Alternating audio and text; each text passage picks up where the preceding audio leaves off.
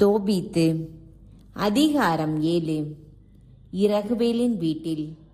அவர்கள் எக்பத்தானாவை அடைந்த பொழுது தோபியா அசீரியாவிடம், சகோதரர் அசரியா, உடனே என்னை நம் உறவினர் ரகுவேலின் வீட்டிற்கு அழைத்து செல்லும் என்றார்.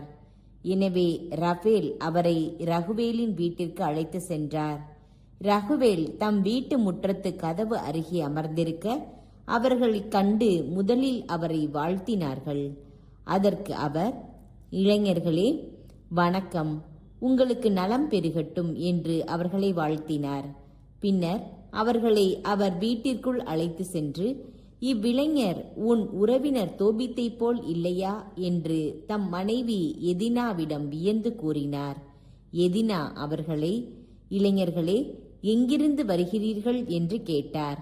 அவர்கள் அவரிடம், நாங்கள் நினிவேக்கு நாடு கடத்தப்பட்ட நப்தலியின் மக்கள் என்றார்கள். அதற்கு எதினா அவர்களிடம், எங்கள் உறவினர் தோபித்தை தெரியுமா என்று கேட்டார்.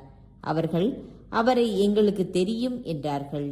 பின்பு, அவர் நலமா என்று கேட்டார். அவர்கள், அவர் உயிரோடு நலமாக இருக்கிறார் என்றார்கள். என் தந்தைதான் அவர் என்றார் தோபியா. உடனே ரகுவேல் துள்ளி எழுந்து அவரை முத்தமிட்டு மகிழ்ச்சி கண்ணீர் வடித்தார். தம்பி, உனக்கு மங்களம் உண்டாகுக. நீ ஒரு நல்ல சிறந்த தந்தையின் மகன். தருமங்கள் செய்யும் நேர்மையான ஒரு மனிதர் பார்வை இழந்தது எத்துணை துயரமான செய்தி என்று கூறி தம் உறவினர் தோபியாவின் தோள் மீது சாய்ந்து அழுதார். அவருடைய மனைவி எதினாவும் தோபித்துக்காக அழுதார். அவர்களுடைய மகள் சாராவும் அழுதாள். பிறகு ரகுவேல் தம் ஆடுகளுள் ஒன்றை அடித்து அவர்களை சிறப்பாக உபசரித்தார். அவர்கள் குளித்த பின் கை அலம்பிவிட்டு உணவு அருந்த அமர்ந்தார்கள். தோபியா அசரியாவிடம், சகோதரரே, என் உறவினரான சாராவை எனக்கு மனம் செய்து கொடுக்குமாறு ரகுவேலிடம் கேளும் என்றார். இச்சொற்கள் ரகுவேலின் செவியில் விழுந்தன. அவர் இளைஞரிடம், நீ இன்று இரவு உண்டு பருகி மகிழ்வுடன் இரு. தம்பி, என் மகள் சாராவை மணந்து கொள்ள உன்னை தவிர உரிமை உள்ள மனிதர் வேறு எவரும் இல்லை. உன்னை தவிர வேறு எவருக்கும் அவளை கொடுக்கவும் எனக்கு அதிகாரம் இல்லை. ஏனெனில் நீ என் நெருங்கிய உறவினன். ஆயினும் தம்பி, உன்னிடம் ஓர் உண்மையை கூற விரும்புகிறேன். அவளை நம் உறவினர்களுள் 7 மணமுடித்து கொடுத்தேன். அவளை கூடுவதற்கு நெருங்கிய அன்றிரவே அவர்கள் அனைவரும் இறந்தார்கள். இப்பொழுது தம்பி, உண்டு பருகு. ஆண்டவர் உங்கள் இருவருக்கும் நல்லது செய்வார் என்றார்.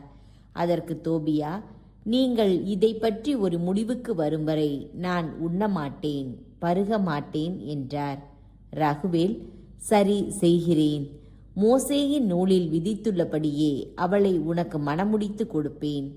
உனக்கு அவளை கொடுக்கும்படி விண்ணகத்தில் உறுதி செய்யப்பட்டு விட்டது.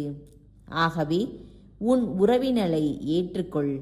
இனி நீ அவளுக்கு உரியவன், அவள் உனக்குரியவள். இன்று முதல் என்றுமே அவள் உன்னுடையவள். தம்பி, விண்ணக ஆண்டவர் இன்று இரவு உங்களை காப்பாராக. உங்கள் மீது இரக்கமும் அமைதியும் பொழிவாராக என்றார். தோபியா சாரா திருமணம்.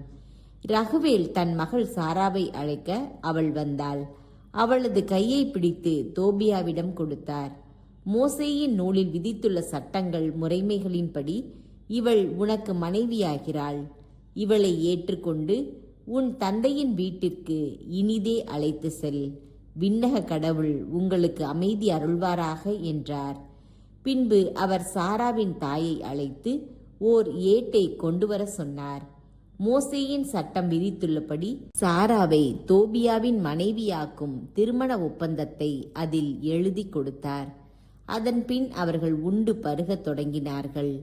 இரகுவேல் தம் மனைவி எதினாவை அழைத்து அவரிடம், அன்பே, மற்றோர் அறையை ஏற்பாடு செய்து அவளை அங்கு அழைத்து செல் என்றார்.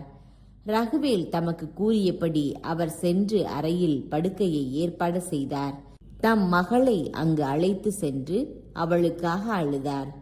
பிறகு கண்ணீரை துடைத்து கொண்டு அவளிடம், அஞ்சாதே மகளே, விண்ணக ஆண்டவர் உன் துயரத்தை மகிழ்ச்சியாக மாற்றுவார். துணிவு கொள் மகளே என்று சொல்லிவிட்டு வெளியே வந்தார்.